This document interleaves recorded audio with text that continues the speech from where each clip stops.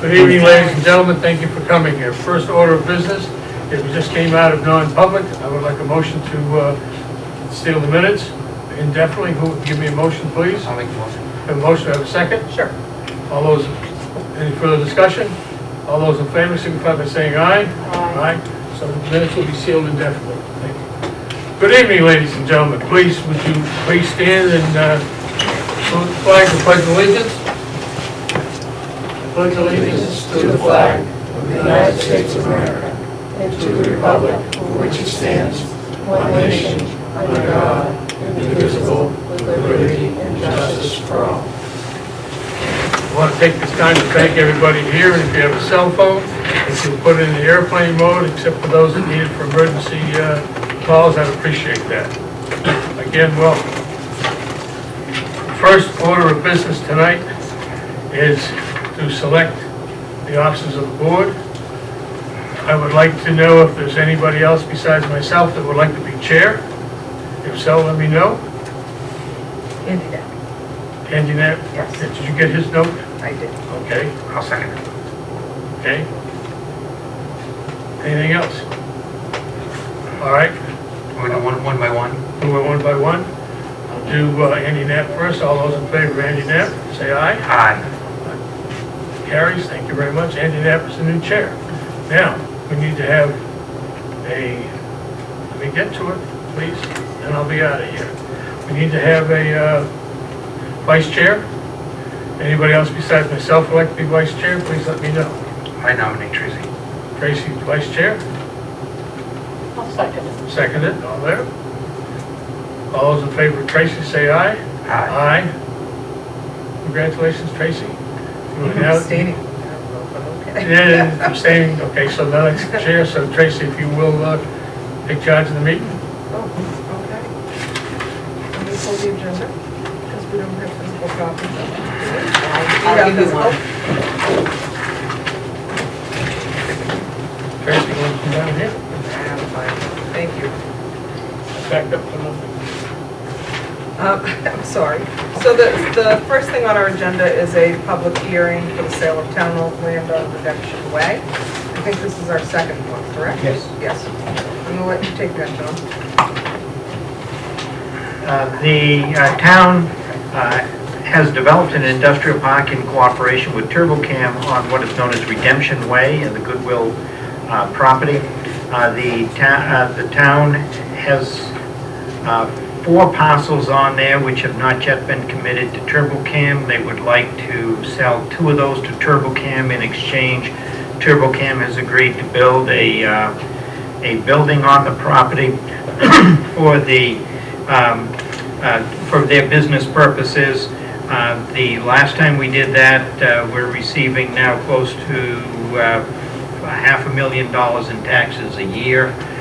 We feel that this is good for the town, and we'd like to proceed to offer them 2 more lots. Did you want me to read this, Jim? No, that's it. Okay. We have support, however, from the planning board dated in a letter from March 6th, and support from the Conservation Commission recommending the sale of these lots in a letter dated March 7th. Any? I support TurboCam. There's a 3rd lot there with a lot of rock on it. These buildings are built and stuff. That lot will be, no one will want to venture to do blasting next to buildings because of the cost and the regulations now. So I really would rather have TurboCam buy them all. I support something that lots of Just as a reminder, we're going So- to have a meeting. Yeah, so this is just our second public hearing regarding this. Right, it's too late to put that other lot in this hearing. Okay, very good. Any public comment in reference to the sale of those properties? Okay, moving on. Yes. Yep. Yeah. The next portion of our agenda is appointments. Brian, you want to take that? So the first thing, with the board's permission, I'd like to adjust the agenda to move the appointments to boards and commissions up to the appointments. We'll do that just before public comment. Okay. If I get a motion for that. So moved. Seconded. A vote? Air aye. Hardikoff, aye. Hatch, aye. Haley, aye. Great, thanks. And first on appointments, we have Phil Ogier from SELT to finalize the discussion and hear any additional comments from the board regarding the recreation plan for the Stonehouse Forest. Mr. Ogier?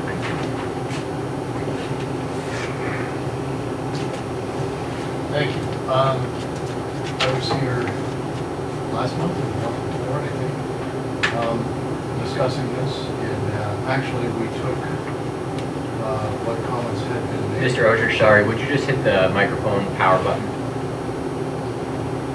Yeah, got it. Great, thank you.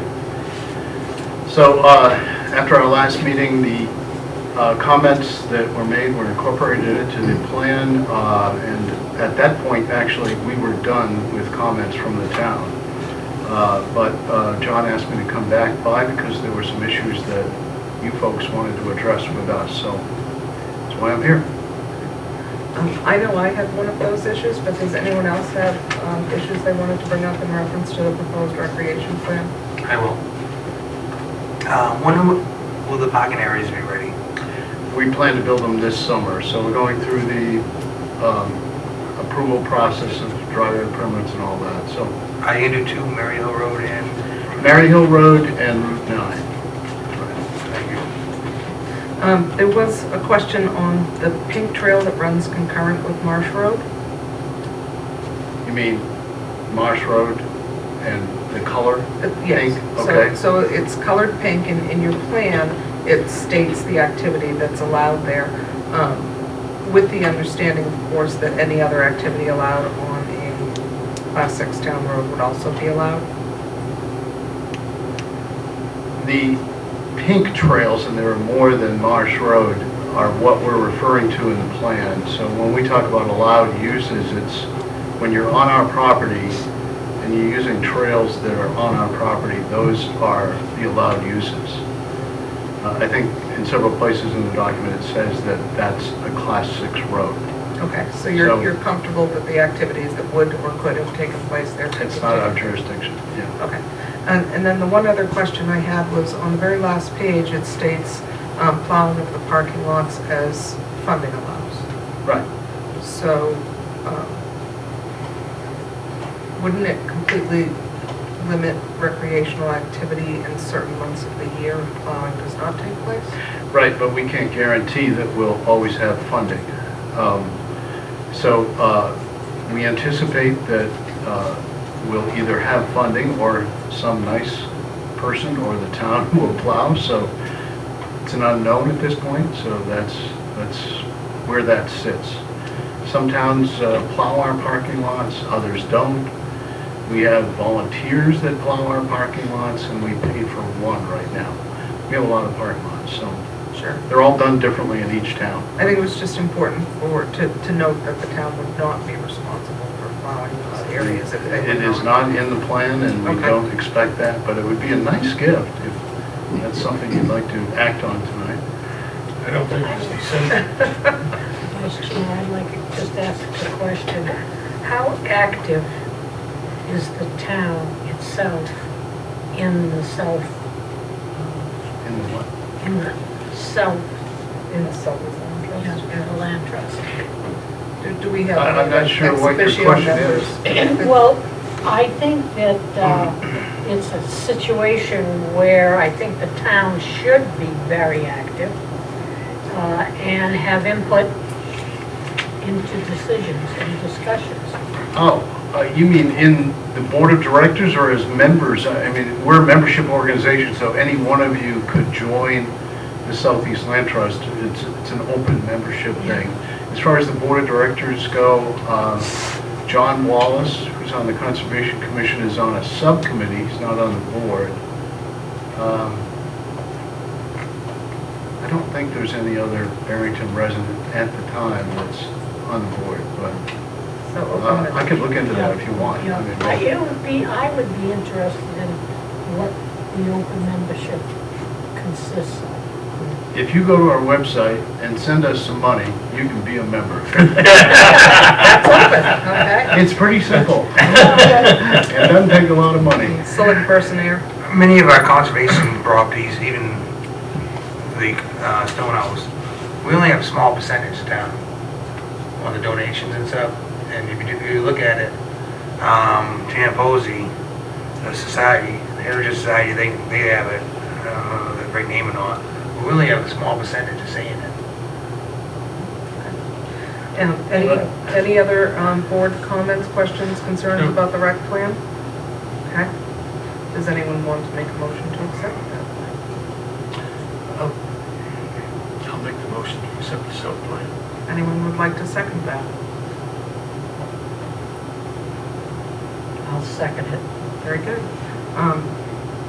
Here I. Hardikoff, aye. Hatch, aye. Bailey, aye. And the recreation plan passes. Thank you. All right. Thanks. So next under appointments is the paving and striping bids. So these are the bids that were due today for paving and striping through the 2019 season. Mr. Chair, would you like to open them? Would you like Suzanne and I to open them? Sure. Great. Our responsibility is who has responded to the RFP in what amount? And then we hand them to Peter to come back with a recommendation in 2 weeks. I thought it was just by the ton. It's pretty straightforward. Should be pretty straightforward, but we usually have, I mean, Peter could look at them and maybe come back later in the meeting if it's that straightforward, but I think we have to give them to Peter for a recommendation, and we may need to do more research based on the bids. I don't know, we'll have to see what they are. There are usually some uniqueness to each of the bids, so that it does require a little bit of time, but we'll wait and see. Madam Chair, I would like to make a recommendation that we give Peter more than a couple of minutes to review them. Can I get a copy of the bids too? Thank you tomorrow. Alright. Okay, so this is, the first ones I pulled was striping. I'm sorry. Yeah, Peter? I'd just like to add that they all called me. I told them what decision would be made tonight. Yeah. Okay, very So good. I don't think that we should do that. Okay? So response to this RFP is from Industrial Traffic Lines, Inc., out of Londonderry, New Hampshire. We've outlined all of the stop bars, parking spots, double yellow lines, and single white fog lines that are expected, and their bid for the work is $29,860. They've broken down, and itemized their proposal. They've included their liability insurance.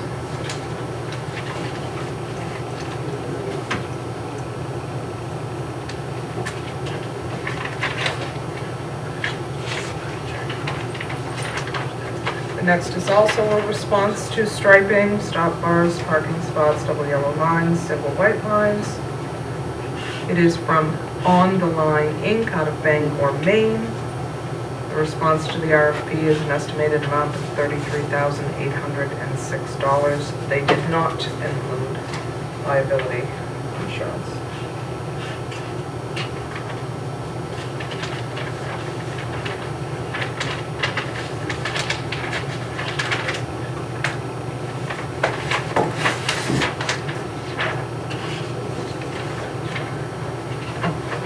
The next response to the RFP is Markings, Inc., out of Pembroke, Massachusetts. In response to the same stop bars, parking spots, double yellow lines, and the white fog lines, their estimated bid for this work is $34,492.50. They also did not include liability insurance.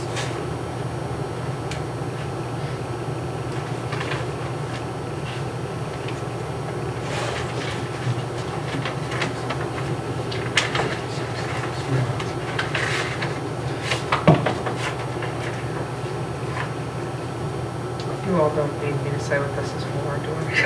So in response to the RFP for markings from Highway Safety Systems, Inc., out of Rockland, Massachusetts, the response to the RFP, total estimated would be $31,028. $6,000. They have included their certificate of liability insurance along with references. Peter, the industrial is the one that has done it in the past several years, correct? So these are the, This is all for striping, yeah. So these are separate, I'll read from there with the paper clip on them. So the apparent low bidder is the one that has done it for a number of years, at industrial at $29,860. Oh, why is it then? They don't have transportation. This is an RFP for paving in response to needs for both grind and base on various drives and lanes in the town of Barrington, and in response to a request for an RFP for wear course on others. And I'm going to hope that this year people have responded. Okay. Should be one number at the bottom. Yes. And this is a response from Pike Industries out of Portsmouth, New Hampshire, and their response to the RFP would be a contract price of $781,745.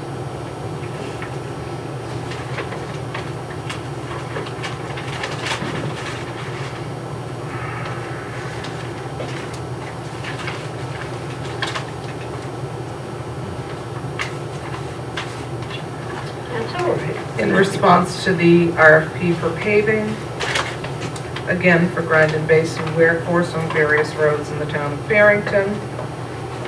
The response from R&D Paving, $656,380. So $656,380. Three what? 656,380. They included liability insurance in there also.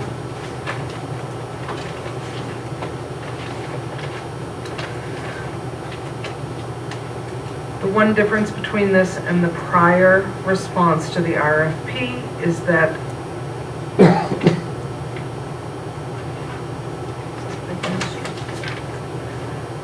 Pike Industry gave an alternate of $15 per square yard, and this response from R&D was $26 per cubic yard. Is that for the For stone? the alternate, yeah.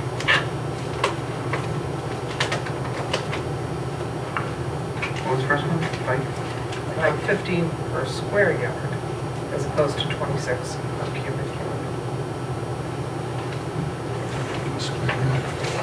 In response to the paving RFP for grind and base and wear course on various locations of roads in the town of Barrington.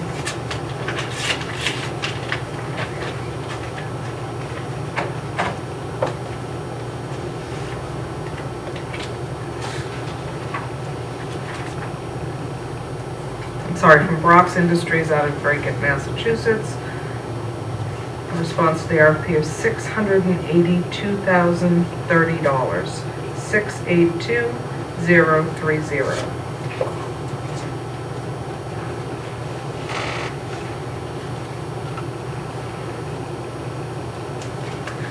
With a square yard alternate cost of $10.25. Square yard? Square yards for alternate, yep, $10.25.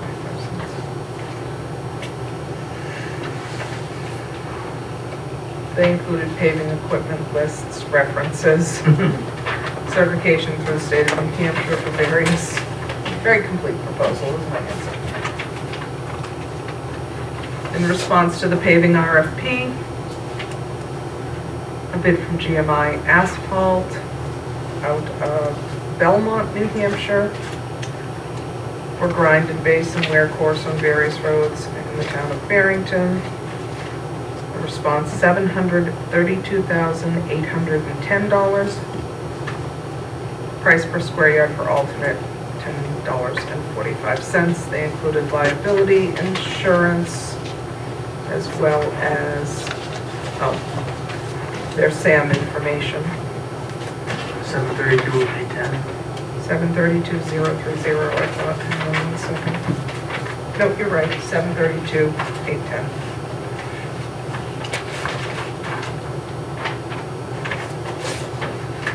response to RFP, to the RFP for paving from an advanced excavating and paving out of Suncook, New Hampshire. $678,300. $9.50 a square yard for alternate. They've included their liability insurance, they've included an equipment listing, their SAM number, and a breakdown of what they would be doing on each road. So the apparent low bid is R&D at $656,380. And then Advance, and then Bronx. Correct. And then GMI, and then Vicalast. Correct. Would the board like to make a recommendation to turn these over to our road agent, Peter Cook, and for what length of time? I think self-explanatory, within 2 weeks should be enough, so we can get people locked in the schedule. That be everybody's? Okay. Any objection, Connor or John? Okay. Peter, can I give you these riveting pieces of information to read? We should make copies first. Peter can take them, and I'll scan copies and get them to the board tomorrow. Very good, thank you. Peter doesn't mind. Aaron will bring them in, we'll scan them.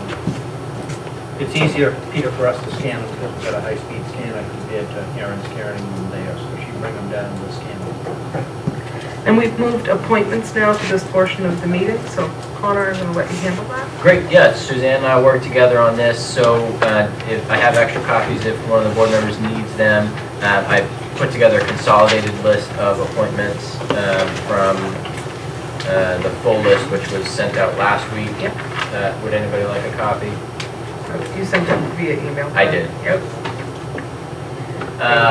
So if nobody objects, I will go by board and seek a recommendation for appointments. So I'll start with the planning board. So for the planning board, there are recommendations for 2 reappointments for James Jennison, the current chair, and Jeffrey Brand. So those would be 3-year terms expiring in 2022.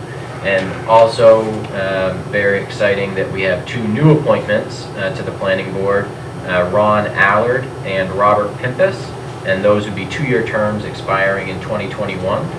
And so I would ask if the board would make a motion to appoint those members to the planning board. Move the appointment of the planning board members as listed. I second it. Okay. All those in favor of appointing Jennison, Braun, Allard, and Pimpus to the planning board? You're right. Hardikoff, aye. That's right. Bailey, aye. Are any of those people here tonight? Okay, so the board will sign your oath of office tonight, and then we can coordinate with Marcia for you to take the oath and be appointed as a member of the planning board. Thank you very much. Thank you for volunteering. It's Mr. Pimpus. Oh, hi, very good to meet you, Mr. Pimpus. Thank you. Next up is the Conservation Commission. So one change from what is on the paperwork in front of you, or excuse me, 2 changes related. So John Wallace is a full member up for reappointment, and Valerie Allen was put forward with an application to be an alternate for the Conservation Commission. The request was made that John Wallace be appointed as an alternate and Valerie Allen be appointed as a full member. Both of those terms would expire in 2022, and then the unchanged member of the Conservation Commission would be Ken Grossman, who is up for appointment as an alternate to the Conservation Commission with a term expiring in 2022. Would anyone like to make? If I may, this came about with Mr. Wallace notifying us today that is something he wants to do, so that's why if anybody has an objection to the time lapse, it's just what he decided that he wanted to have a change. That's the reason for it. I'd like to make a motion to accept the Conservation Commission with the 2 changes noted by Connor. Any second? Okay, Hatch seconds. So all those in favor of appointing John Wallace and Ken Grossman to alternate positions on the Conservation Commission and Valerie Allen to an appointment? You're right. Hardikoff, aye. That's right. Bailey, aye. Who seconded that? Mrs. Hatch. Okay, next is the library trustees. So at the most recent library trustees meeting, Sam Boduk announced his resignation and submitted a letter to the town clerk. The library trustees acted to recommend the appointment of one of their current alternates, who is Carolina Bodner, to fill Sam's vacancy. So that would, her appointment would fulfill the term until the next election. And then if she was interested in continuing, she would have to be elected by the people of Barrington. That would be an appointment again expiring in 2020. Additionally, the library trustee alternate positions are up for reappointment every year.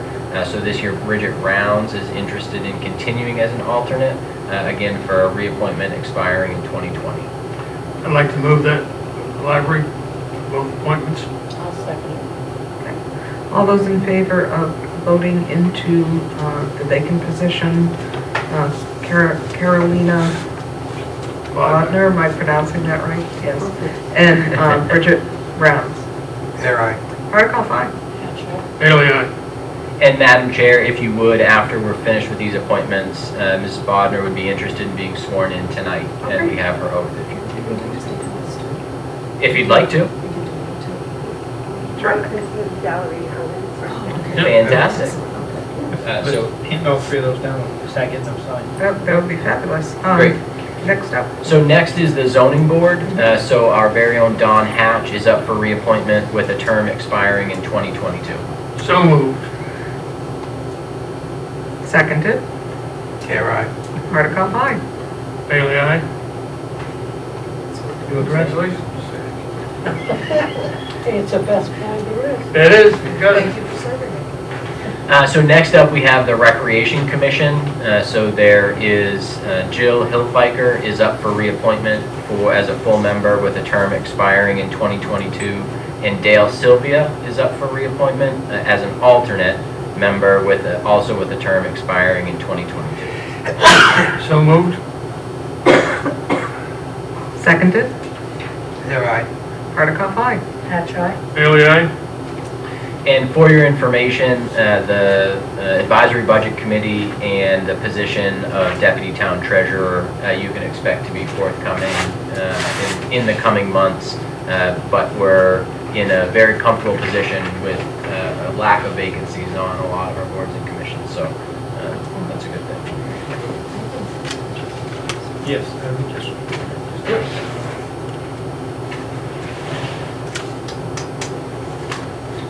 So if we get. Yeah, the three of you can go together if you'd like. Get Don's. It's all there. I'll get four, but where do they need? Yeah, so if you can stand right up by the podium. We'll start with Valerie. You can do them all three at once. Oh, yeah, all four. They all Or read four, the same. excuse me. They just say their own name Oh, very nice. and their position. And Dawn, that'll be all set too. Oh, you got to face the camera You too. sign up here. So you got to stand over to this side. You want to do Over here, so you face the camera. Right, No, I'm talking about Tracy. Oh. Sorry. So look at the, John Huckins, the building Appointing inspector. official. Oh, yeah. Dawn doesn't want to sign it. That's perfect. I'm going to sign the rest of them after I read this. So, and Dawn, I'll let you respond from where you're at, right? Thank you. Okay, so I, state your name. Diana Bodner, excuse me. Okay. Can you just repeat after me together? Do solemnly swear and sincerely swear and affirm that I will faithfully and impartially discharge and perform all the duties incumbent upon me. And here's where we break this out. As Conservation Commission. Library trustee. Zoning board. Thank you. That was very good, all of you. Of Barrington, New Hampshire. Or, and I'm going to say an appropriate span of appointed time, according to the best of my abilities, According to the best of my ability. agreeable to the rules and regulations Agreeable to the rules and regulations of this Constitution and the laws of the state of New Hampshire, so help me God. This I do under the pains and penalties of perjury. Thank you all. That was a really good collaborative effort. Thank you. Congratulations. Thank you.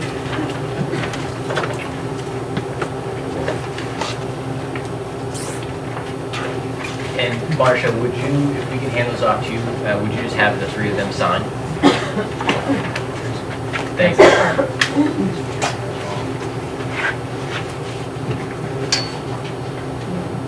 I'm sorry, I misunderstood.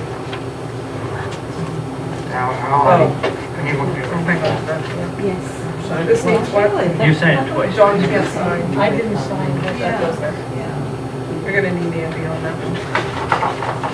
Oh, you can sign both places. You can Oh, I sign, can. yeah, and then Dan signs it. That's Very great. good. Thank you. Because you're signing once as being the appointing authority and then once that you swore him in. I believe you. Anything you tell me about this paperwork, I believe you. Okay. Public comments. Public comments are limited to a total of 15 minutes. We're asking that each individual that speaks only speak for 3 minutes. Is there anyone who would like to make a public comment at this meeting? Asha, can I see that paperwork? It's just on them or on anything? On anything you would like. So I moved to Barrington. Oh, please. And if, as you come up, if you would state your name and the address that you reside at in the town of Barrington, that would be wonderful. So my name is James Garlow. I moved to Barrington in May of this past year. And I was here in the fall when you guys voted on maintaining Swain Road as a emergency lane. I think it got voted down 2 to 3, I believe. Is that correct? I'm not sure if that's the right number, but I had no idea how bad the road was actually going to get. And we weren't asking anybody to pave it, to plow it, nothing like that, just in really bad circumstances to give us a little bit of help. Because we got a lot of families out there, little kids and stuff in the road. Right now it's completely impassable with a Sipian. Actually, somebody the other day was driving out, I don't know what time it was at night, but they left their car right in the middle of the road, just stuck in the mud. So when I went to leave at 4 a.m. to work in the morning to go to work, and I couldn't even get around this car. I had to drive half in the woods to get around just to be able to get to work, and we just left it. And we found out that they called the tow truck, tried to get it towed out of there, and the tow trucks wouldn't even come down to grab it. So I don't know if it's coming to a vote again or what we can do to try and get help. If you guys could drive out there and look at the road yourself to see how bad it is, it's in a really, really rough shape. And I myself, I have 2 kids under the age of 5, and it's dangerous. So my biggest concern is an emergency. Are the paramedics or fire trucks going to be able to get out there? Because right now I don't think they could. But that's all I have to say. If you guys could just reconsider and think a little bit more about it. Any comments from the select board? I would ask you to check with your neighbors and consider having a road association out there. You all get together and have one voice. You'd be stronger, and at least you'd know how everybody felt about it. Yeah. So we Because right. it's- Go ahead. Sorry. I'm sorry, go ahead. So we all get together and chip in. Again, this is my first year there, and we're all about it's going to be like $2,400, and they don't have the capacity, I guess, to bring in like what the Barrington town would for materials to regrade the road and all that stuff. But we're all going in. It's going to cost us like $2,400, and it's the people that are further up the road, close to the paved section. They're not willing to chip in. One of those is an alpaca farm that brings in quite a bit. Excuse me, no, you can't be critical of anybody. You can just note that there's members other that people aren't that willing won't to do it, please. contribute that live on the roadway. Okay. With that, and just one more thing, I actually live in the house that is directly across from the town forest, and this winter there was 2 vehicles that got stuck. These people came up to my front door because they saw I had a truck, knocked on the door. I was kind enough to pull these people out, and then I started plowing the town forest parking lot with my four-wheeler just so people wouldn't get stuck out there anymore. So I'm doing what I can to help people, and these aren't people that live on the road. They just come out there to use the town forest, and I do what I can to help these people. So to finish my comments, I'm going to recommend that you get your association together, and you have one voice, and you talk to everybody else, and say the same thing you did. That way it makes it a lot easier for us to work with it.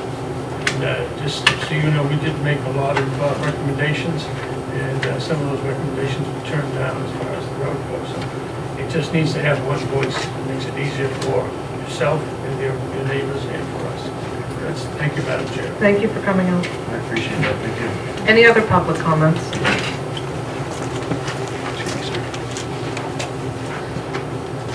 moving on to a review of the minutes, please.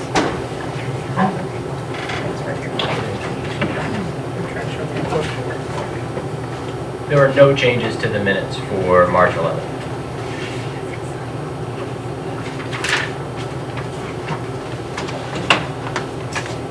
Would anyone like to make a motion to accept the minutes from March 11th? So moved. Do I have a second?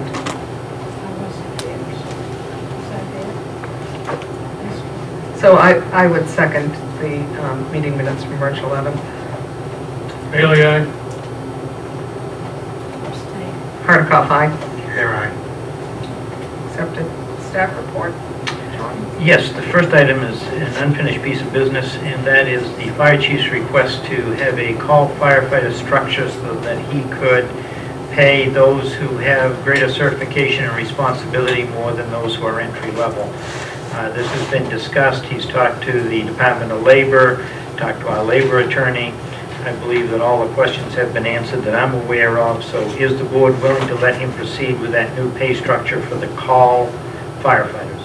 Can I speak quickly? So the very last thing we asked the chief to do was find out if in fact a stipend could be paid for call firefighters versus employees at varying levels, and the answer that we got was no. Correct. So what the board is making a decision about is to provide varying levels of pay and at the same time make 42 people employees of the town, or potentially address the current stipend level and continue to have a call fire department. To pay everybody at the same stipend level regardless of experience or responsibility. Correct. And my recommendation is that there should be a differential between a deputy chief and a new hire. That somebody who has a paramedic should get a different rate than someone who doesn't have any medical training. I have a question, is that, and if the chief could please, is it all right with the board? If he could come up and answer the point of his conversation he had with the state on the difference of stipends, pay, and the part that I want to be critical about is the part that are they employees or are they not? So the supervisor of the Department of Labor, and I apologize for the name escapes me, but I sent it on your email that you folks said. After going back and forth with the inspector, I spoke at length with the supervisor of the operation, and we cannot provide a stipend. We cannot provide Select Person Bailey's request of can we make the point different. She was adamant about the fact that once we pay for different certifications and that stuff, that it trips them over to an hourly rate. And if I may, I would just like to clarify that we don't have 42, we have potentially 42 people, but there's only about 30 volunteer call members, and approximately half of them are operating at a part-time basis because of covering ambulance on call. So you're saying that there are only about 15 that would change from call to a part-time? That's correct, and I spoke at great length with the supervisor to make sure. I explained what we're already doing as far as making sure uniforms are supplied and that mandatory training. We don't do any mandatory training, but we understood that mandatory training would require us to pay the people. And she was comfortable that the way we've been operating the point system and all this, so she goes, in effect, they've been part-time employees right now.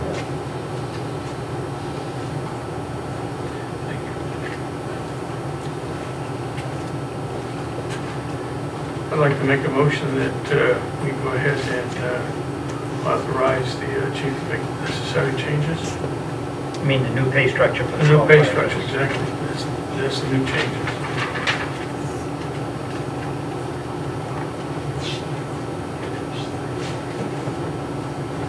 Is there a second on that? I'll ask again, is there a second on that motion? Seeing there is no second? second it. Oh, okay. Select Person Hatch has seconded the motion to move forward with a variable rate of pay and change the portion of the call department to part-time employees. Any discussion? Yes.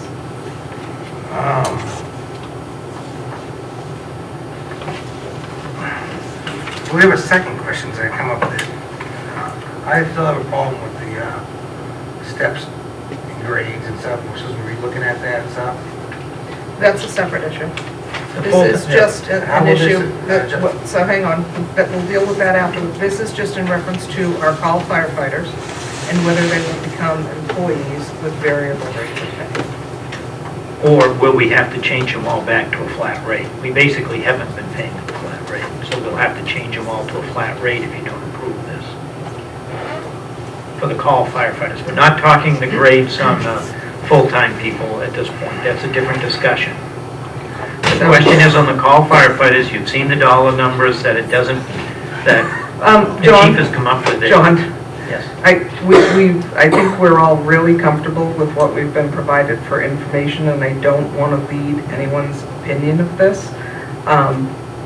The separate issue that you're speaking of will be addressed later on in the meeting. This is strictly in reference to our call volunteer firefighters. And there is a motion before us to put in place a tiered payment system.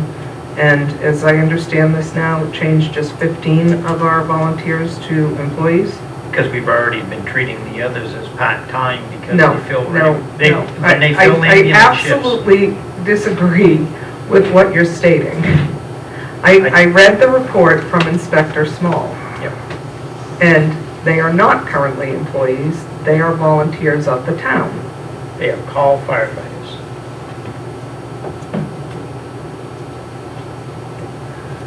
So most recently, we were given information, 19 towns reported out, 13 of the 19 still employ a volunteer fire department.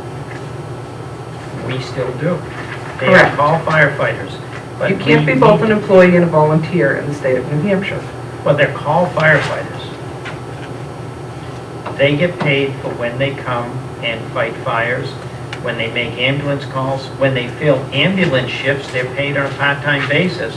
And what, you said about 15 of them fill shifts.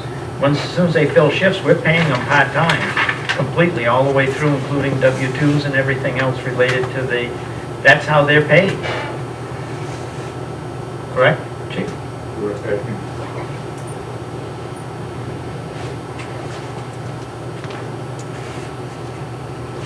Everybody is, if they make over $600, it's a W-2 from the town guarantee. So somewhere in the area of 3/4 of them make over the $600 and they're getting W-2. So just so we don't muddy the water here, these are currently called volunteer firefighters And EMTs, yes. and EMTs. Thank you. So this change would reclassify these call volunteer firefighters to employees of the town. I don't think it reclassifies them. No? It absolutely does. I read the inspector's response. I don't see how it changes anything. It absolutely, shall I read what the inspector noted? No, you are correct. Thank you. They would change over. What her position was, is that we are doing everything that would be required as a part-time employee. There is nothing that would be added to the town, including the fact that we do timesheets for these people already when they get paid on their points at the end of the month. And again, I spent better than 45 minutes on the phone with her. I think the important thing here, folks, to understand is that the system that we operate in, call it part-time, call it whatever you want, we employ a number of part-time employees through different departments in town.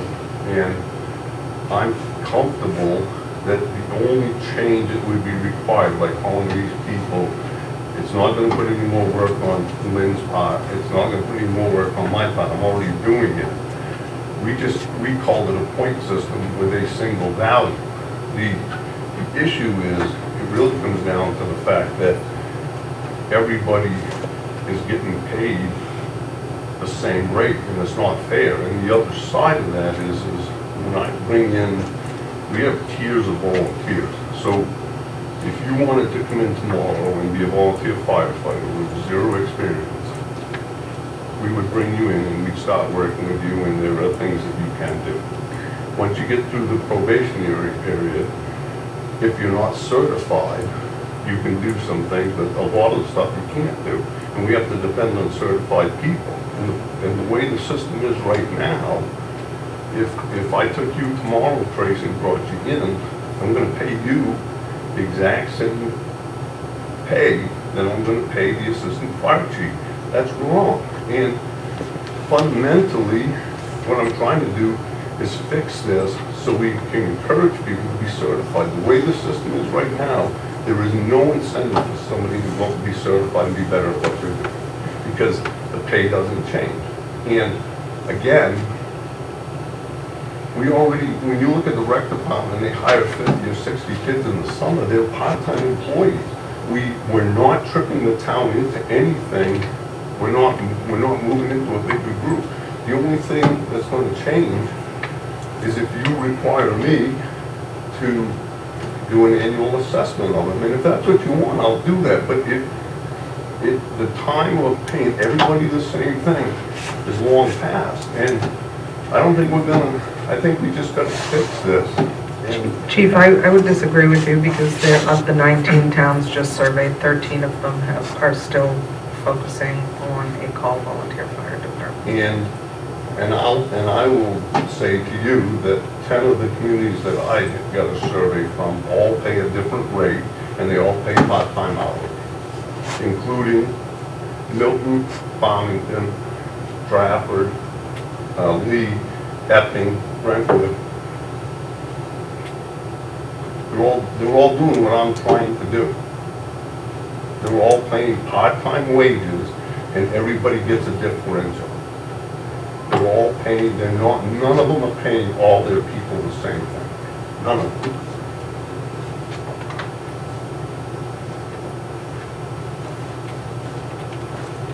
We have a motion and a second. Any other discussion in reference to this issue?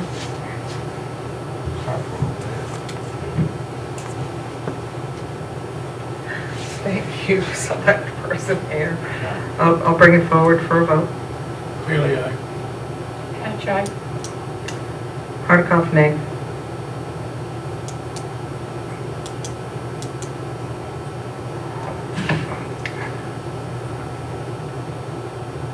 I can't vote on this because I want, the steps and grades are right. I've fought this all 3 years and stuff. And I wish I could go back. I wish we had this first discussion we had later on. I thought we were working on this. So you're an abstention. Yep. So it passes 2-1-0, 2-1-1. Is that your intention?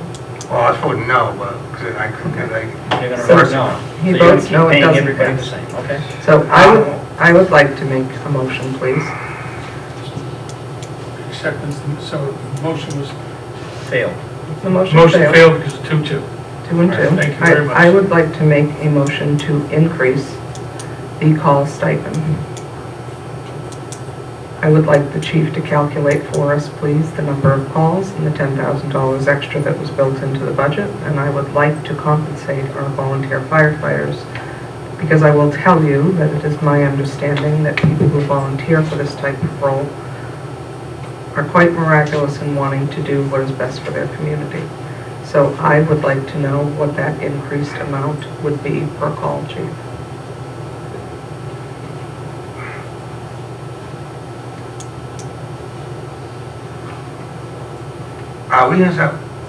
we had, last meeting, I thought we asked for.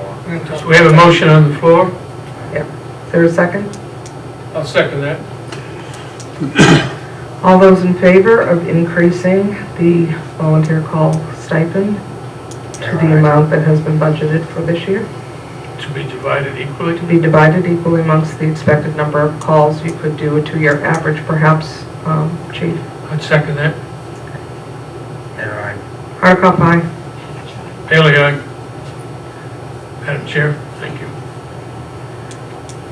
Second question relates to the full-time fire salaries. We are in the process of advertising. We can continue, whenever we go out for a new position, we look at the job description, we look at the grade.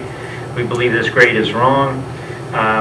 We're going to advertise, and we'll advertise at grade 14 unless the board agrees with the recommended changes in grade that the chief brought forward the other day. I know the board was talking about waiting until there was a study that was completed. Do you want to wait, or do we proceed at grade 14? I would make a, Madam Chair, if I may, I'd make a recommendation that we wait and see what comes of our survey. I would second that recommendation. That answers my question. Okay, any discussion surrounding that? Haley, So- aye. Hardikoff, aye. Hair eye. I would like to, I would like to bring up the fact that based on what is currently happening in the state of New Hampshire and the number of vacancies in fire service that all departments are experiencing, that this become a priority to the compensation group. And if that means that it is placed at the very top of the study and that it is done most expediently of other positions, that we go ahead and do that. Next item is the building permit with a residential sprinkler system for upstairs in the fire station. Does the board wish to proceed with that building permit? Is this for people residing overnight at the station? Yes. Okay. Did we discuss this before, about a year ago? We discussed it more recently, and it was decided that the board would be the ones making the application. After we talked to the fire protection engineer, there were two ways in which it could be done. One is to enlarge the windows, the other is to put in a residential sprinkler. I believe that the sprinkler is the safer of the two options for the people that would be in there, and that's why we're bringing that one forward. Can we ask Joan to comment on that?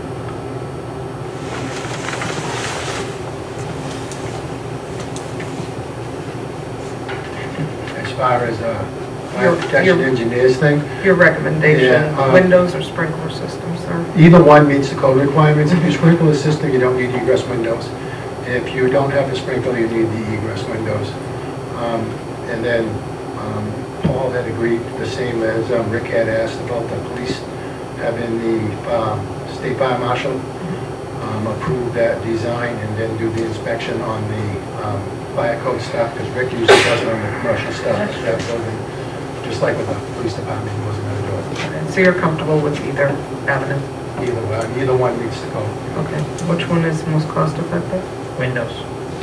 And why are we recommending the sprinkler system? If you jump out a second-story window, even though it's a proper egress, you're more likely to get hurt, whereas a sprinkler would more quickly suppress it. I'm all for that explanation. Would anyone like to make a motion?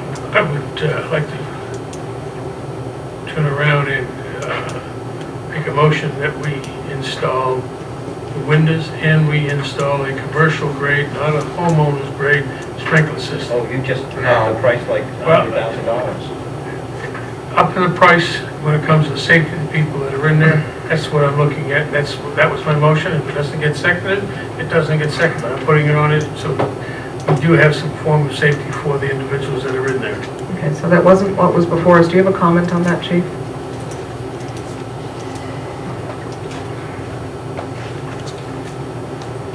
Commercial grade sprinkler system, in all due respect, is going to be about $250,000 and would stop the ability to use the building. We've been using the building for sleeping purposes off and on for about 15 of the 19 years we've been there, pretty regularly for the last 10, both police officers that were finishing their shift and having to go to court the next day were using the space, as well as firefighters staying for storm coverage and stuff. The code is pretty clear that, as Inspector Huckins said, that if we put an egress window in or we sprinkle it, we're going to be providing more protection than we need to. The FPE, in effect, has said on numerous occasions in writing that much like the downstairs of the building is grandfathered, we don't have to do that. We would have to put a window because currently there is one egress window in that space, but like putting a wall in would be taken, one of the windows wouldn't need egress. So again, you know, if you put a residential sprinkler in the window, that's cost effective and you'd accomplish the same thing, but I'm comfortable you could vote for a window or a sprinkler or both, but we don't have the money to do a commercial system, and we're really not in a spot to be shutting this thing down, so if we can't use the space, I need to do something. Okay, Madam Chair, I withdraw my motion. Okay. And I would ask that you notify the clerk or ask the clerk to make sure it's included in the minutes. Okay. So Select Person Bailey has withdrawn his motion. Would anyone like to make a motion for the window that is required because of the 2 areas of dormitory space and the residential fire suppression system? Yes.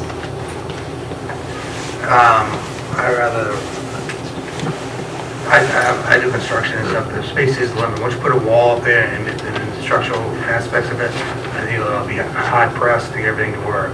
That's by my knowledge being in that room half a dozen times. I think it's state quarters, once you start putting a wall up there, we can fire rock up with the fire suppression for residential, it'll be adequate enough. I would feel safe. And are you making that motion? Yes. And did that include the other window for means of egress? It did not. No. Any discussion surrounding just doing that? Actually, either one works, so you don't need to do both. Right. So there's a motion before us. Is there a second to put in the fire suppression system of a residential grade in the dormitory area of the fire station? Second, okay. Any discussion? No. Well, I'm just saying, I think it'd be hard pressed trying to get 2 windows in there. Okay. Space, once you have the structural, one. Need one more. One in place of the one that's there. Okay, so what I'm understanding now, just because we now have a fire suppression system in front of us to vote on, is that a window is also required. No, It is not. is not required. Either Okay, or. But if it's hard pressed, someone can go any window. okay. So, any further discussion, or will we move to voting? Very good. There, Hardikoff, aye? With reluctance, Bailey, aye.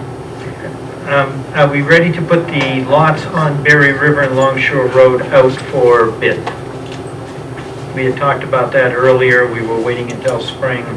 I would say now is the time to start putting them out, about notifying a butter and advertising the lots for sale. Yes, the town lands, we did a lot of work on it. They checked all the avenues and stuff, and I'd like the opportunity for the chairman, Brian Lindsay, to speak on it if it needs to be. He's here tonight. Sure. If I can recall correctly, before we ask anyone else to speak, we were all in agreement of bringing the lots forward, having discussions with the abutters at some point, correct? Yes. And that have those discussions taken place? No, what was done is you had me contact a realtor about the possibility of a realtor selling them, and he suggested it wasn't cost effective to go that route. Very good. And the abutters will all be individually notified at this time so that they can be That the involved. lots are available. Okay. Do we have need to have our town lands committee chair speak again in reference to this? I'd like to make a recommendation to that. To notify the butters and then the association. Okay. Yep, it will notify the association. Because they did a lot of work with it too, and Yeah, very good. so give the association the opportunity too. Do we have questions, concerns, comments that we need to ask Brian Lindsay? I do, Madam Chair. I would just like for us to discuss the issue of possibly setting a minimum bid on each lot. I think that with Brian's help, when he comes up there, if he would discuss part of that would help. Brian, are you willing to speak on this issue? Yeah, I'm not sure. Since you did all of the I just thought, work. I was just curious where we stood tonight on Sure. the whole process and stuff. I'm not sure that, there's lots up there that I think, in my feeling is they're essentially worthless. And they only have value to one of the adjacent, on a couple of them. And I could go through it here. There's only maybe 3 or 4 of them, but it would make sense that in a discussion with the adjacent landowner, that, I don't know how you'd set a price on that, but I'd set a price of $100 or whatever, because there's no benefit to, some of that, a couple of those lots are so wet that he's really not gaining much at all. Well, that's why I asked the question, Brian, because I haven't seen But it. the question goes, what do you set, you're looking for a minimum bid. I'm not sure that I go with any minimum bid. Well, sure. Let me just ask, Brian Lindsay, you gave us I always want to call you Colonel, by the way. I think you gave us a really comprehensive report indicating which were buildable lots, which were desirable for the abutters, and which are potentially not buildable And lots. John wrote, I got the pages right here, Sure. with what I said, and I know John was copying it down, so I Yeah. think So you we have a pretty good feeling idea, what- okay. yeah. So, That $100 is what I was getting at, is Okay. if you thought we should have a minimum bid so we could go on, and so somebody just doesn't put $5 in. oh, I understand, okay. That's what it's doing. So there we have it. So thank you. I think that you've answered Select Person Bailey's question. Well, and I think the board always has the right to reject all bids on a lot if you feel that the lot is a buildable lot and nobody bid a buildable price. Yeah, there's a Okay. possibility. I mean, Great. there are a few lots there that I think do have a bit of value. Just $20,000 or $30,000 per house. Okay. So any other questions, concerns, comments in reference to this, or would someone like to make a motion? Make a motion, we move forward with the sale of that property, please. Okay. Oh, I'm sorry. Go And I'll ahead. second that. Oh, very good. So are we going to start with the abutters or abutters? You're and going to open? notify the association and the abutters at the same time that you're putting it forward. So it will be brought forward as biddable lots. However, you will write to and notify abutters and the association, giving each of them the opportunity to be aware of. First opportunity, Madam Chair. So we have a first and, well, I would just say opportunity. Okay, opportunity, very well. So we have a first and we have a second. Yeah, go ahead. I'd like to take this time to thank the Town Lands Committee, the chairman and all the volunteers. They put a lot of time into this. Yep, that was an extremely comprehensive and complete report. Thank you. Yeah, the association helped us immensely. Bailey, aye?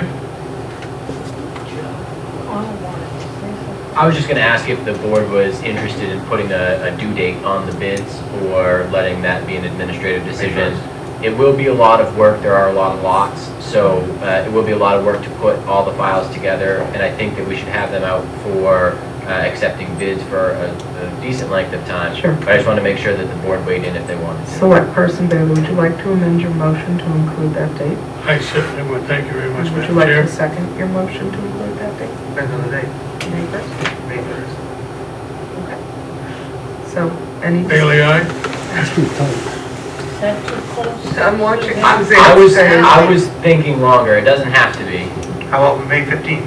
There's a board meeting on, 17, 18, 19, Oh, I can tell you. 20, I think it is.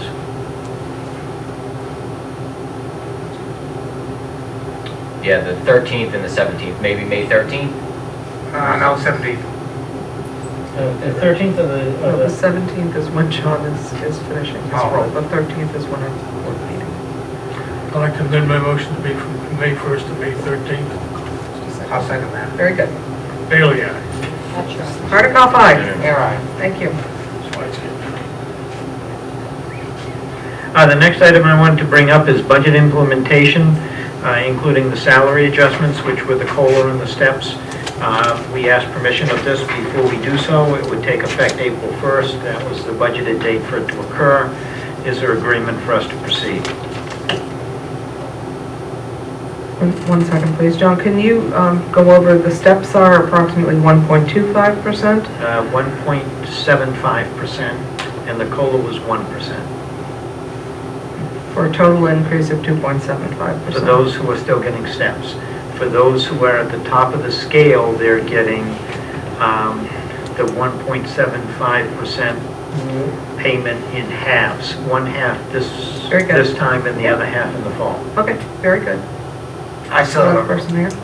I have no problem with the COLA, but the steps and stuff, I think we need to reevaluate all the steps and grades and stuff. I I don't think that they're right, and I think I can't support the steps. Sure. Any other comments in Yeah, reference the to comment this? is that that's why we're hiring that firm to come out and to evaluate all that for us and do that. That was one of the reasons what we did, and when we approved it, we said we had to make that statement. If I recall right, unless I asked Suzanne to pull up the minutes, but that's one of the reasons behind it. So in reference to both statements from Select Person Bailey and Select Person Air, it will take a significant amount of time for a full comprehensive compensation study, and I would hate to hold up anyone's pay increase or cost of living while that's taking place. So potentially, given the timeline to complete the compensation study, perhaps the board would engage with making a motion to accept this, understanding that when the full comprehensive study is done, there will likely be changes to people's rates of pay, most often an upward movement. I'd like to make a motion to approve, to move John's recommendation for the steps in the code. Do I have a second? I'll second it. Very good. Any further discussion? Bailey, aye? Hatchard. Hardikoff, aye. Air, no, because I want to get the fire department and their hard workers and stuff, and I still like my stance on lack of knowledge on the feasibility of our steps and grades. Understood. Next issue, John? Audit prep, there is that outstanding conservation issue that I've been bringing up. It appears that the difference at this point is $95,282. We continue to try to work through. I'm just giving you an update at this point. I don't need a decision. What the auditor has suggested is you may end up just having to make a decision on how much of that you're going to request from the conservation and how much you're going to write off if you can get the conservation's agreement on it. It would appear that one of two things happened, that either in the years before 2011 there was a payment that the town made out of general funds that the conservation did not reimburse, or conservation made a payment and it was not recorded in the town's books as having been paid by conservation.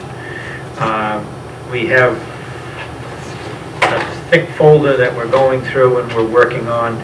We will turn it over to the auditor, but it may be that it's so far back that we're not going to be able to straighten it out. Just an update. Could you explain the course of action though that is being taken with the auditors? The course of action with the auditor has to do with when an audit, there had been no audit when I arrived in 2011. And the auditor that was hired went back and reconstructed the beginning balances as best they could and who owed what. This is where that number goes back to.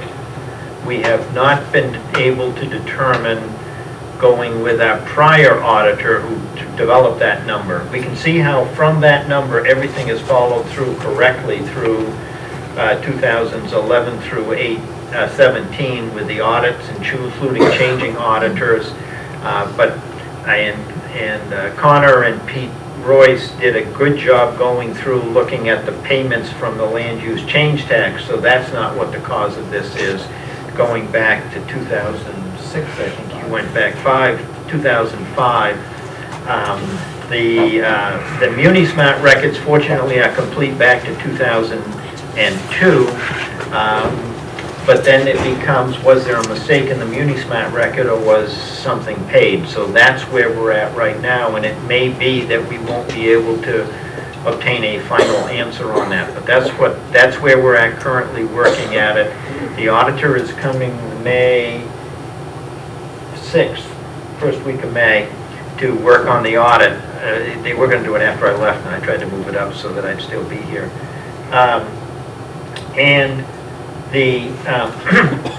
So that's where we're at on that issue.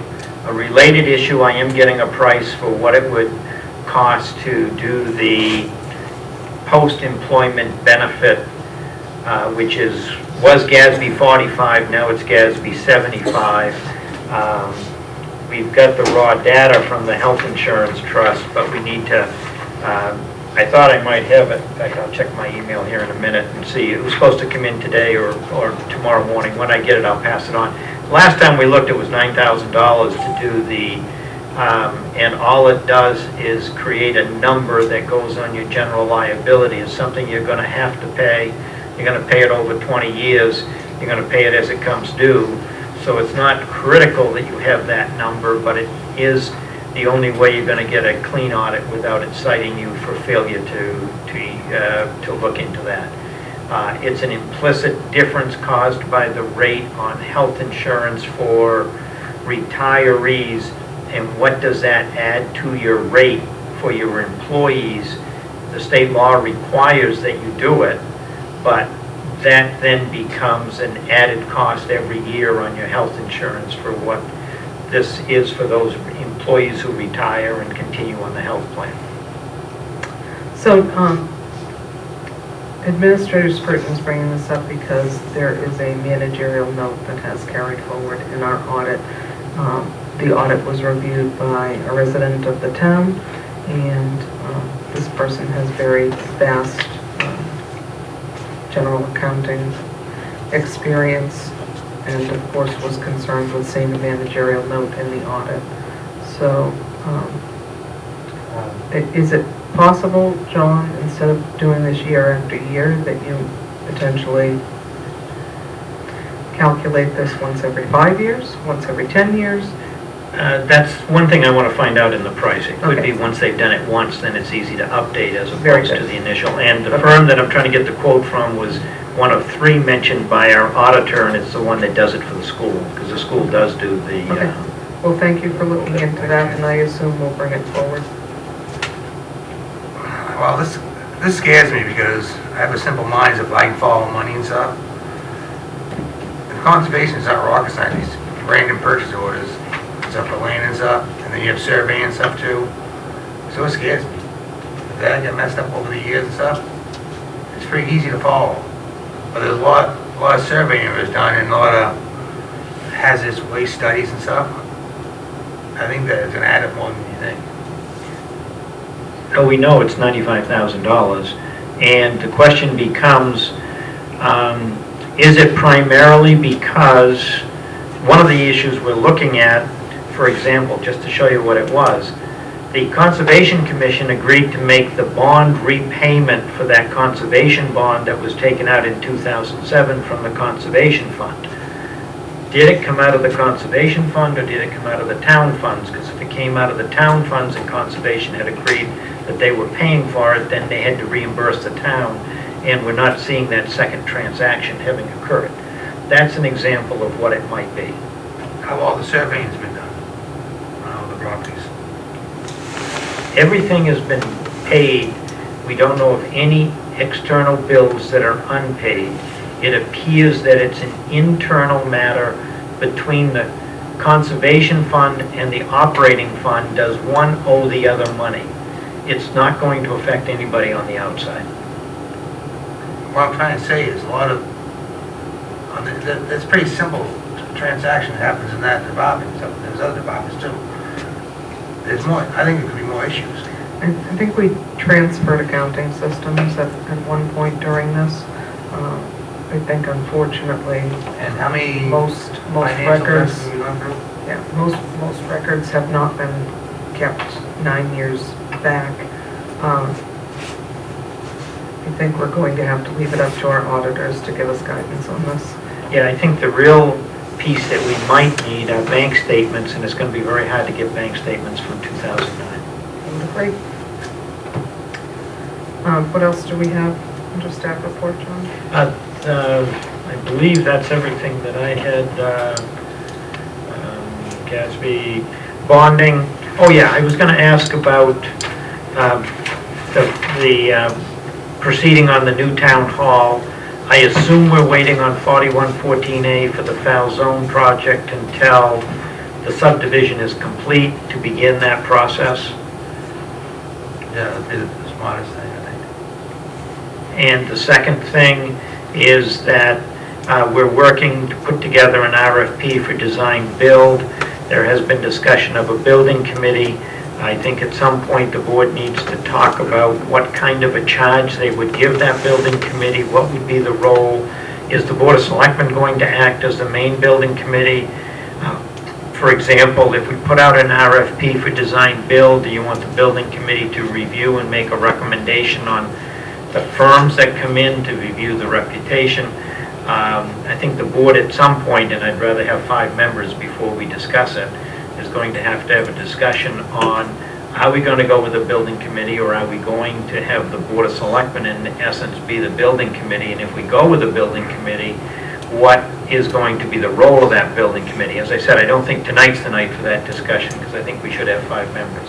I think it would be appropriate to bring this up at another meeting and to give an outline of what you would, that's my opinion. Does anyone else share? I'll take a motion to table it and then outline the details. Very good.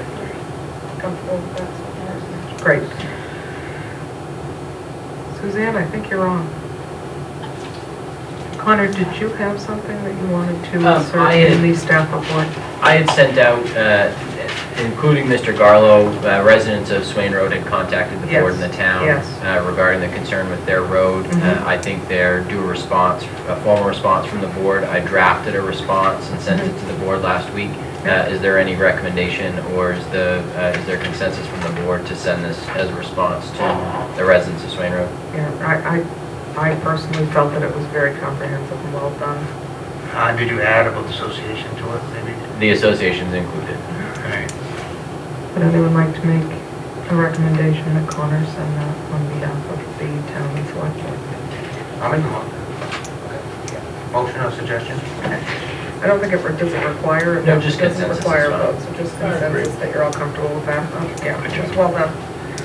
I think it's important to just note how often people were deviating to the town forest, and certainly important to note how many private roads there actually are in the town of Barrington. Okay, Suzanne. Okay. You had signed 4 land use change tax bills, and I've got the 4 warrants to be signed tonight, totaling $19,420. 2 intent to excavate forms to be signed, an appointment of Ann Melvin to the local river management advisory committee. You approved the minutes from February 11th, but I didn't have them available to be signed, so I have those to be signed.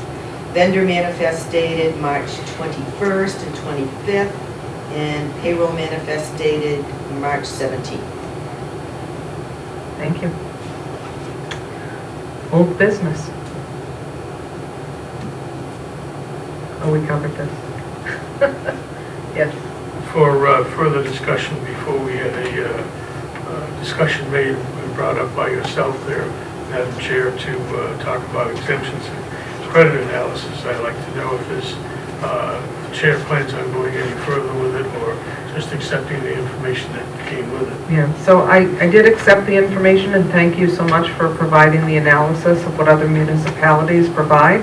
I only saw one area that was notable, and that was the elderly exemption for a single individual, which was the only area that was basically percentages below other areas for comparison to other towns.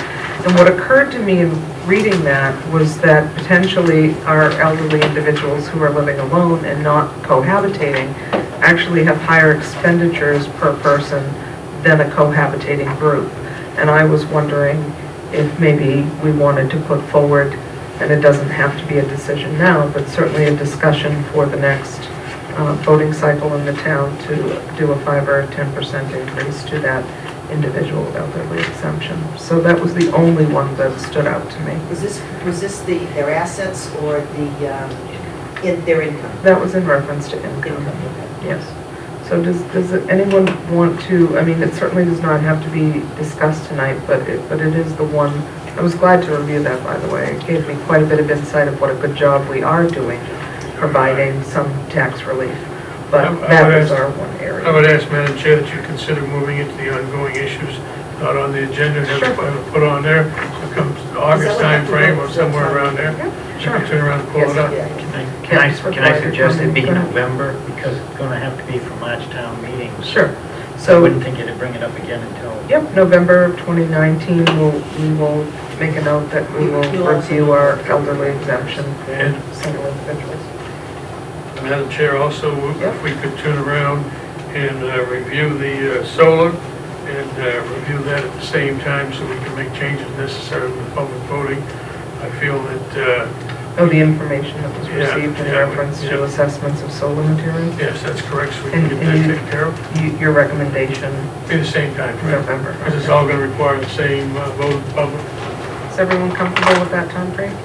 Yeah, I am. Old business, go ahead, Select. How, sorry to John and Colin, how are we, the police station come along with the remodel? Progress has continued. So right now, they're finalizing the breakdown of the projects. So we have the plans drawn up by an architect. Paul Sanders is acting as the general contractor. He's lining up the work to be done and purchasing materials, is my understanding. There were a few changes in review of the plans between the architects and Paul and Chief Williams that they were working through also, but progress is continuing. Thank you. Oh, incidentally, one other piece of old business, I met with the Stratford Board of Selectmen. They have sent a letter saying they're not interested in fixing the Class 6 road. So on Old Settlers Bridge replacement, we're going to have to look at a temporary bridge or half-lane work. In other words, do one lane while the other lane remains open and vice versa. Those are the two options. So I've informed HTA and they will start doing the engineering. John, I think you quoted that wrong, that they're not interested in upgrading it. We were gonna pay for it.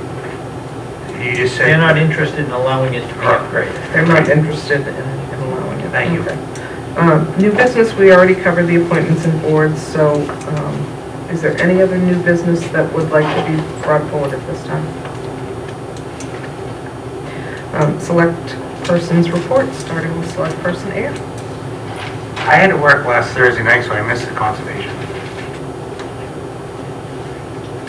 Select person Hardikoff will report out on the Recreation Commission meeting.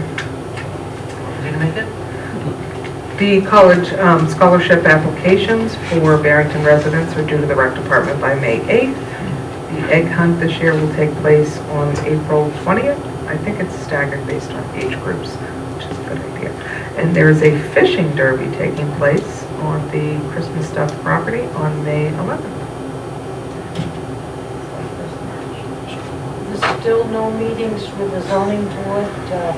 I think that speaks of two issues. Either we're doing something right, or we're too lenient.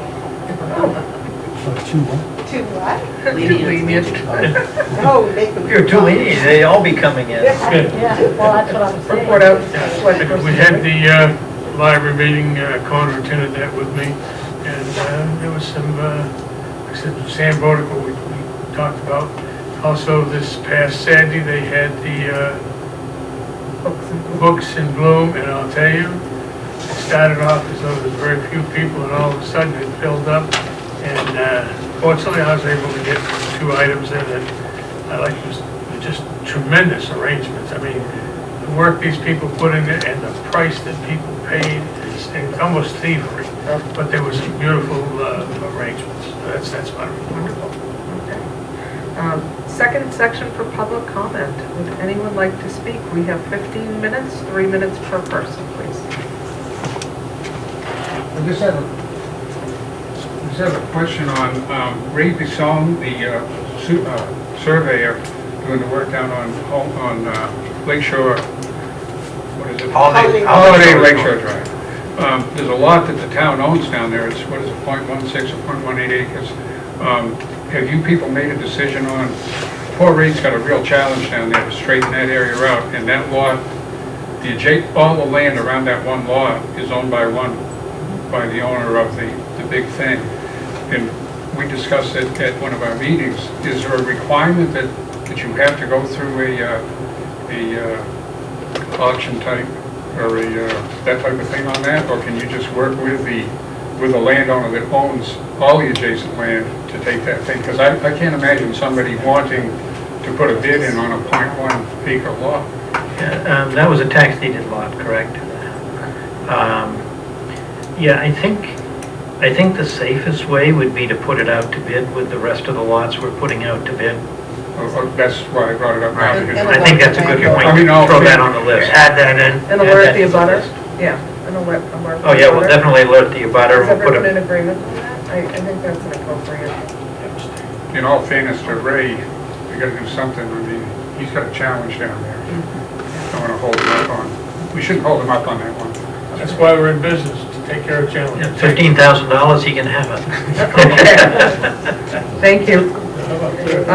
Any other public comments at this time? Okay. Oh, yes. When we have a table, set the boards, redo the boards, we have a full board here. Yeah. What, do what? When we have a full board, you'd like to do what, sir? Set what board, selectmen to be at? Oh, you'd like to add to new Oh. business, the Yeah. reshuffling of appointments to boards? Sure. I like to have rec. I hear your recommendations. So could we introduce that in 2 weeks when we have a select person now? Okay. I believe that's Andy's appointment, correct? To have the discussion. And I'm the sorry. discussion, because Andy will be back here next week. Yeah, Andy is the chair, so he makes the appointment, correct? But he wants to usually, James, who's interested in what? Sure. Make So sure maybe Andy knows. send your interest to Andy in the meantime, and we can have on the agenda for Andy to make those decisions at the next meeting. Sure. Can you send Andy an alert as to why he's going to be receiving those recommendations, Connor? Be glad to. Because Tell him he's now I'm the not chair. sure I'll remember, so thank you. Okay. I would like to have a non-public for personnel and land. Personnel and land. Is there a motion to enter non-public for personnel So and land? motion. Okay. Don first, I'm second. So I have select person Hatch has made that motion. Select person Air has seconded that. Haley, aye? Hardikoff, aye. I do not anticipate anything coming, I'm sorry, And it was, what are we discussing? Personnel in and land. and land. I do Very not good. anticipate anything coming out of this meeting. I would like Suzanne to remain for the first land item. Okay, very good. No objection. Okay. So, And actually, John Huckins too, if you could stay for the first land issue. okay. So other than that, we will be adjourning our select board meeting. for this Yes. evening. Okay, good. Thank you all.